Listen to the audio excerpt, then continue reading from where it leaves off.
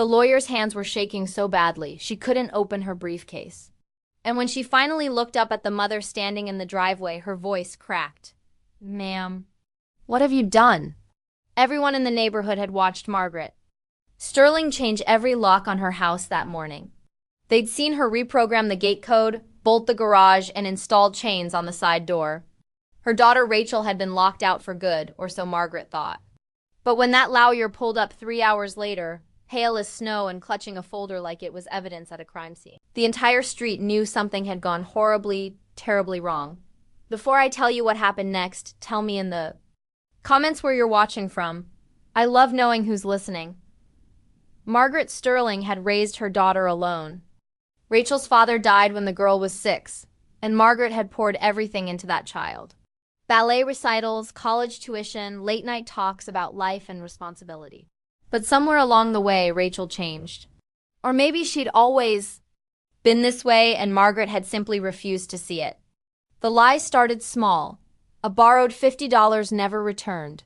A credit card used without permission. Then came the gambling debts, the shady friends, the calls from collection agencies at 2 a.m. Margaret tried everything. Therapy. Tough love. Second chances, third chances. But Rachel only got worse. And when Margaret finally found the forged checks, her own signature, copied in her daughter's handwriting to drain her retirement account, something inside the old woman broke. So that Tuesday morning, Margaret decided enough was enough. Rachel was 29 years old, able-bodied, and fully capable of living on her own. Margaret changed every lock, every code, every entry point. She even had the garage door motor reprogrammed. When Rachel came home that afternoon, red-eyed and reeking of last night's mistakes, she found herself standing on the porch of a house she could no longer enter. "Mom!"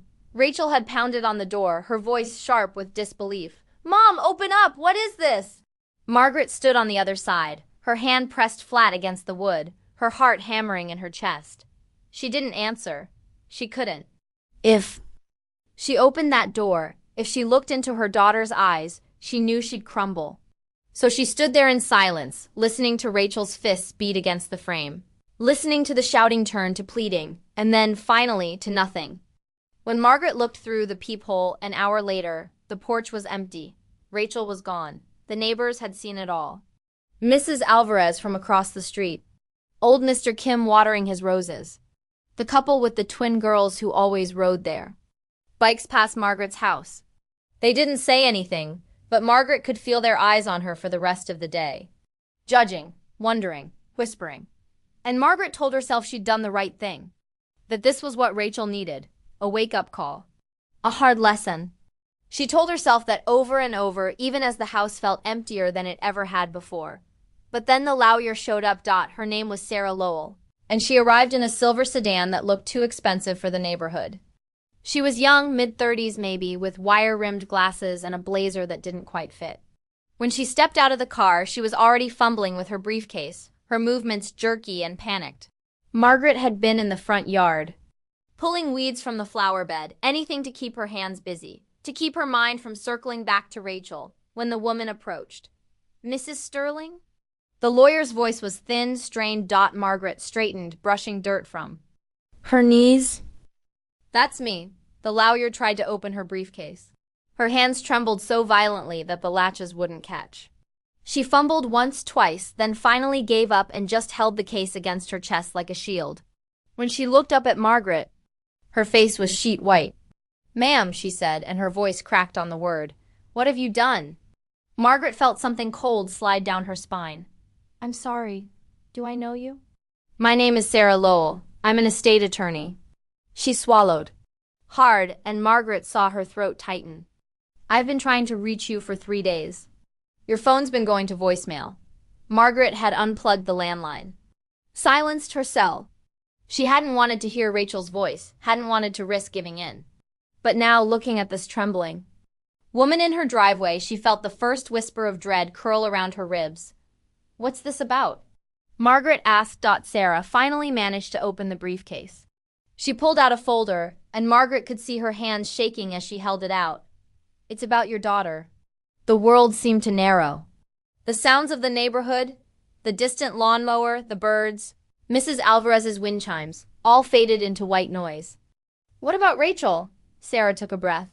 Mrs. Sterling, 3 days ago, your daughter was named the primary beneficiary in the will of Eleanor Blake.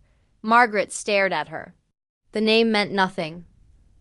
I don't know who that is. She was a veteran. Korean War nurse, no living family. She'd been living in an assisted care facility for the past 6 years. Sarah's voice was steadier now, but her hands still shook. Your daughter. Rachel volunteered there. Every Saturday for the past 4 years.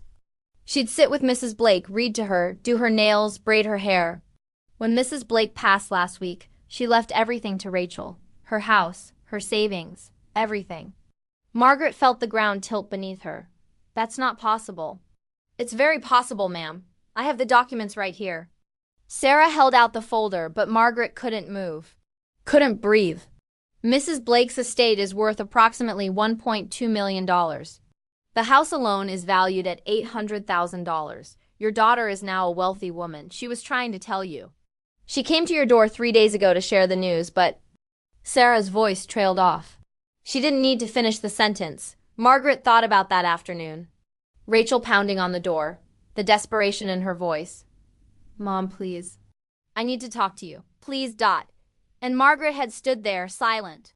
Convinced her daughter was just coming back for more money, more excuses, more chances to take advantage.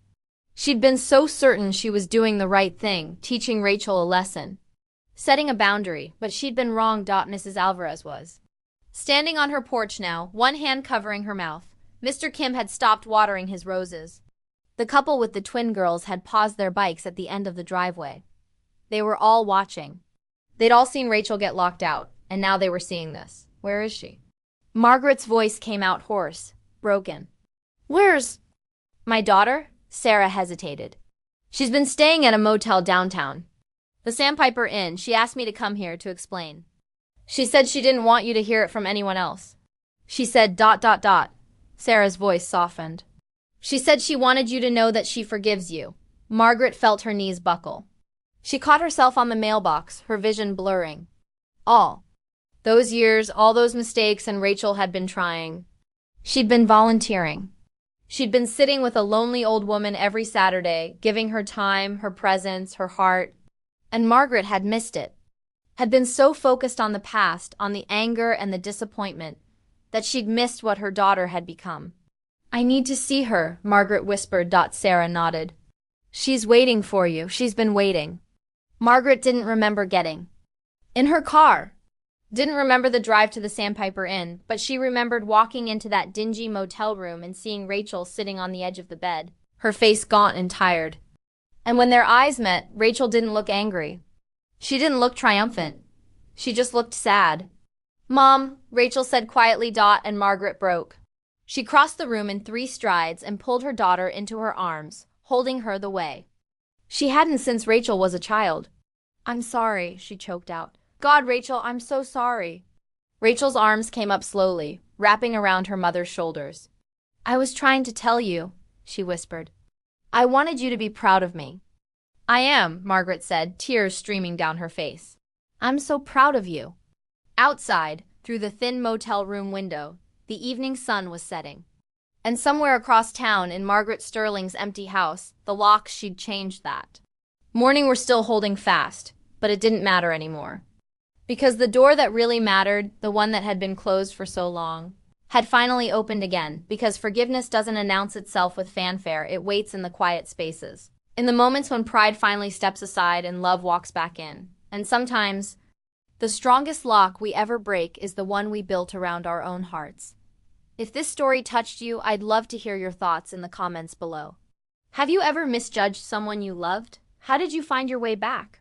And if you're new here, welcome. Subscribe and join this community of people who believe that every story, no matter how painful, can find its way to grace.